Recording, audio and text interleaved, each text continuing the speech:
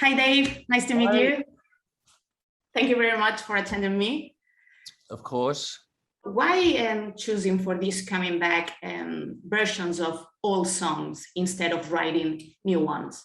Well, in the beginning, when we first started talking about doing this, which was in 2019, in the beginning of that year, I didn't feel that I had any good ideas for new songs. And Rich kind of came up from Soul Savers, came up with this, idea of maybe we will, how about we make lists of songs that have made an impression on us or have meant something over the years, and how about we do that? How about we try and get together all the musicians that have worked on the 2 records that we've made together, and maybe we can find a studio where we can all actually be together for 3 or 4 weeks, and let's make a list of songs that have made some kind of impression and try and make them a Soul Savers record, Dave Gahan and Soul Savers record. And I kind of was like, okay, let's do that. So we ended up doing that, and once we had chosen, I think about like 20 songs or something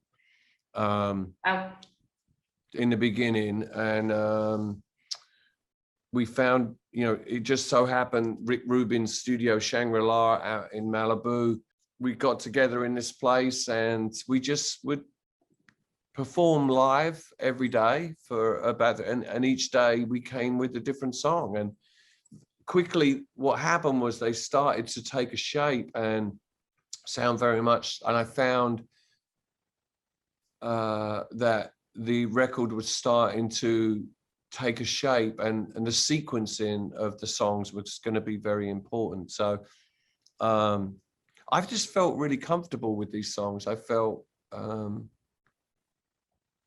that they were also not just the songs, but more importantly, the vocalists. The voices had been with me for years and spoke to me, and I believed them. And the thing that we had to find was, how do we make this sound? How do we make this like a Dave Gahan and Soul Savers record, rather than you listening to a collection of other people's songs, that it felt like it was still coming from us? So if you would have to choose these songs at the beginning of the last year, maybe the selection would have been different, or because of all the things we've been going through with the pandemic. So you said that at the beginning you thought you had nothing new to say, but now with all this happening in the world, would it be have different? Maybe.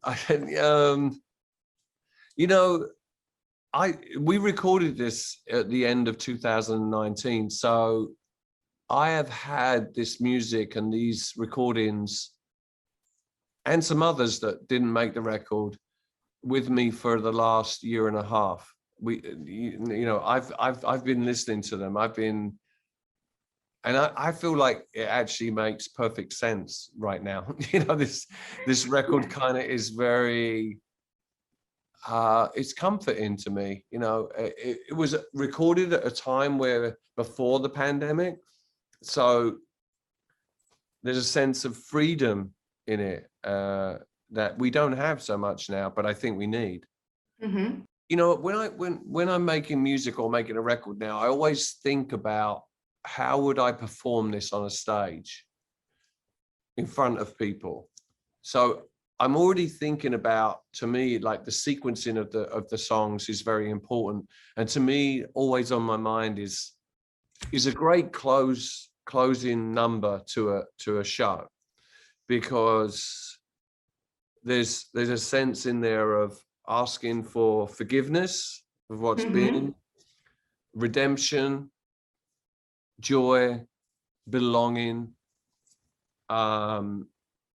It's all in there. And Elvis's voice, of course, carried the song in a very believable way.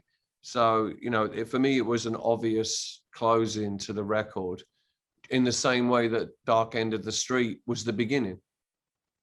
You know, you start at the dark end of the street, and then the record kind of takes you through a journey of different emotions and feelings and relationships, and, you know, the need to be in a relationship and be with someone and feel connected, and also the struggle that is. Mm-hmm. You know. And sure, Elvis was voice, and you did a great job with the song. Thank so you. The vocal part, congratulations. And let's talk about the title, Imposter, because at the beginning it's like a bit shocking. I don't know the meaning, no, of this title. If it has something to do with the fact that you are singing songs that really don't belong to you. Yeah, that's part of that. That is that, and I'm kind of, I am the imposter, and you know, I think over the years I've felt like that a lot. You know, where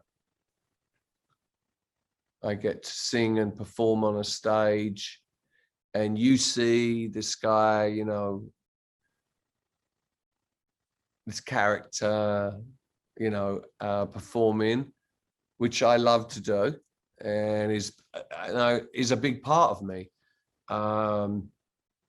But it's not everything, you know. So to me, the question really is, which one is the imposter? You know, it's like, wow, in my everyday life, or is that guy that's on stage, that's really who I am. And of course, you can't be that person in life every day. You'd probably be arrested and thrown in jail. But you know, it's, so on this record, I realized I felt closer to being like authentically me, through other people's other voices, other songs, and I've done that for years anyway. But so I sort of ironically called it Imposter, really, because I felt closer to this being authentically who I am and revealing a part of myself through my voice that maybe you know, I haven't been able to before. Yeah. Well, at least it has to be challenging being you. I mean, being lead singer from Depeche Mode, then Soul Savers, then solo career, then you as a human being and not the idol. So right. I get the meaning of the title. Yeah. Yeah. Which is the version of you get on with Best? Which one of them? Oh, that changes every day. So, you know, yeah, as we all know, I'm actually okay with myself. You know, it's like, I'm okay being with myself. I didn't used to be. I have a harder time actually being around people and in, you know, relationship, even with my wife, and that, you know, it's like that it changes and it's always a challenge. But, you know, being authentically who I am, that's, you know, that's what I have to do. You know, I'm getting older now, and I'm okay with myself. You know, it's. I'm glad to hear this. Yeah. Yeah. It's a nice answer. Well, and music industry, because we are running out of time, and music industry has changed a lot since you began, and social media and internet has set a new way of making music. I don't know how you feel in this new world, if you manage very well with it, or you feel like an alien, like, what am I doing here?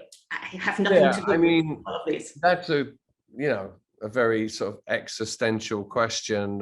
You know, I think I always ask myself, I mean, you know, it's I get great joy out of a lot of simple things in my life today. I'm very fortunate and grateful. I'm lucky, and I get to choose what I want to do, what I don't want to do. But that doesn't mean that I don't make that difficult sometimes, you know. I'm very good at doing that. But I think that, you know, music is constantly changing, but it still draws from the same root, you know, if you like. You know, we're trying to express ourselves through music, through voice, through instrumentation. And, you know, we have all this information, and then, you know, it's how you put that out. You know, what do you want to express? I want people, when I sing for myself. I sing to express the way I feel. I sometimes don't know what that is, but it seems to come out through my voice. And when I feel that I'm really doing that, honestly, I have no control over the rest of it. What you hear, what you've, you know, interpret, or how you makes you feel, that's none of my business. But like, I know that when with this record, with Imposter, for instance, I touched on something in myself that felt very honest and very real. So that's all I can do. And well, I wanted to ask you about the passing of time. I mean, I've got this feeling, I don't know if you have the same, but a lot of music lovers have, like, we are getting to an end of an era. Yeah. And everything is changing and evolving in this way. This is my last question. So I don't know if you feel the same, and if it's like scaring, or if you're concerned about the passing of time. I don't feel it's scary, but I feel it's different. It's different. The way we're gonna listen to music, see music performed, certainly for the future of what we are in where we are right now, in a way makes it kind of more special, and to me all that more important in some ways. That you know, you have to stay in the moment. You have what you have right now, and you know, you got to be thankful for that, whatever that is. And some of us are more fortunate than others to have choices within those moments.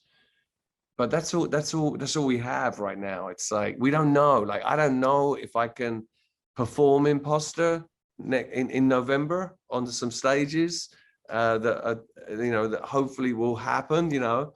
Yeah. Or I can't. I have to, you know. But you know, we made this music. We have this record.